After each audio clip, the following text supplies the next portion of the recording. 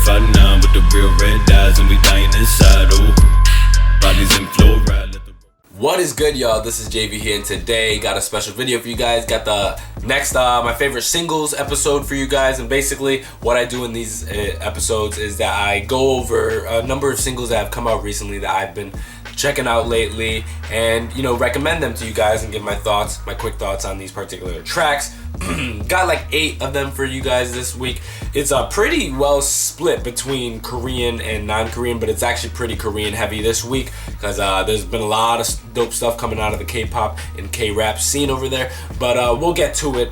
To start off, we got the new Doplamingo track, Cream Funk, and I believe there's a collaborative track between Doplamingo and Cream Villa, 2 artists that I'm a huge fan of. Doplamingo, man, definitely goes back in terms of my consumption of Korean music. He was one of the first Korean rappers that I really heavy got into. I got into Doplamingo around the same time that I got into AP TyY.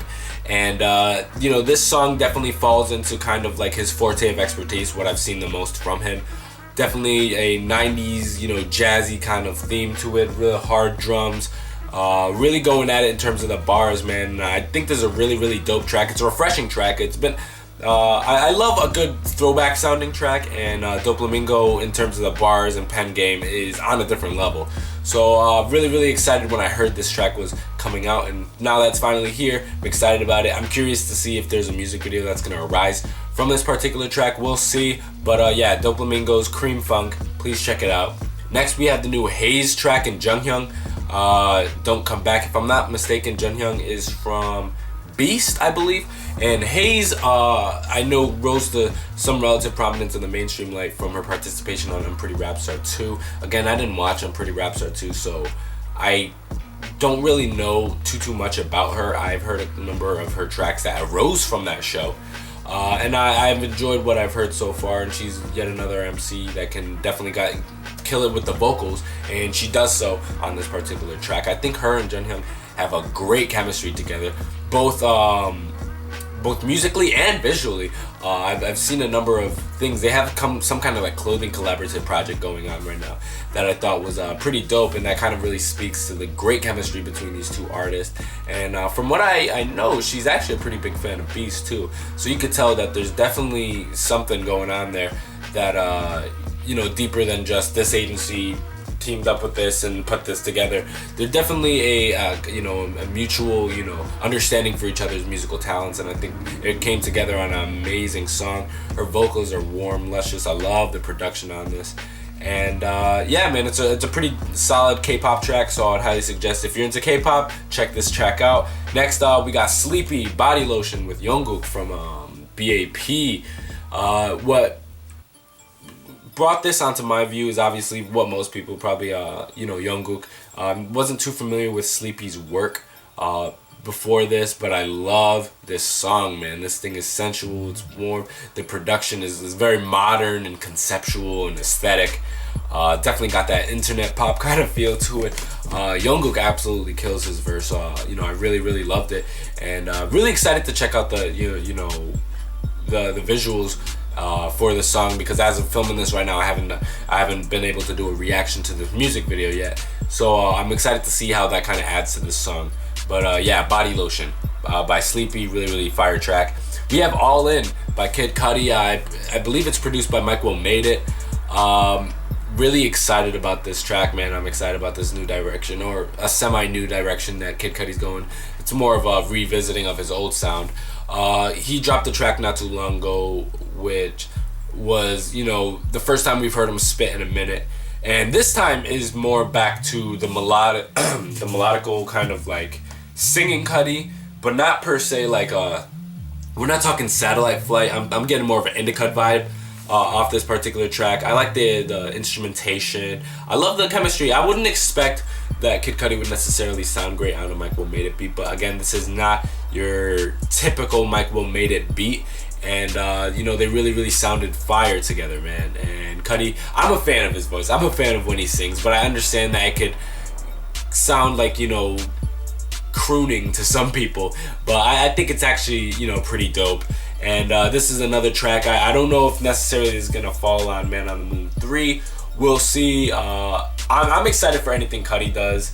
I've spoken on Cudi on the last episode when he released his last track, so I'm not going to go into depth about, you know, my history with Cudi's music or necessarily what I'm anticipating from the future. But I gotta say, I'm actually feeling this track. I've listened to it, you know, 3 or 4 times, and I'm feeling it so far. Next, we have the Make It Rain, like, I guess, label song Come Through that kind of dropped on SoundCloud and then YouTube shortly after. Really love this track, man. It's a trap banger, man, with some dope bars on it and a real infectious hook, man. Really love this track. I would love this to get some more exposure. Make It Rain's absolutely killing it right now. They got some great artists on their roster, man. I definitely peep out whenever they release something. So when this track popped up, had to listen to it, and I was not let down. I'm loving all these collaborative projects coming out, like with like Label Project. They did that like Highlight Family song. Just Music did something some time back. AOMG's been doing it. So I love when a label can just get together and put together like an absolute, you know, anthem of a track. Next we have Just Juice with the Jubilee. Sung his praises a number of times on this channel. I love Just Juice's music, and we have another track here that it's interesting because his bars don't even come in onto the latter half of the song, and the first half is just a real smooth instrumental, really building it. And he has a similar vibe to like a guy, I would say like a Twista or a Ritz, where it's a chopper flow, but it's not necessarily like Tech 9 per se chopper or a Busta. It's smoother. It's how can I just huskier, you know what I mean? It has an emotion to it. And Just Juice, man, comes through on this track with another smooth banger with real fast bars, man. I'm a big fan of Just Juice. I really can see him really blowing up very soon, and yeah, I hope to, you know, follow him throughout the entire journey. Next track we have is the ASAP, I don't know how to pronounce it, TyY, but it has 2 Y's.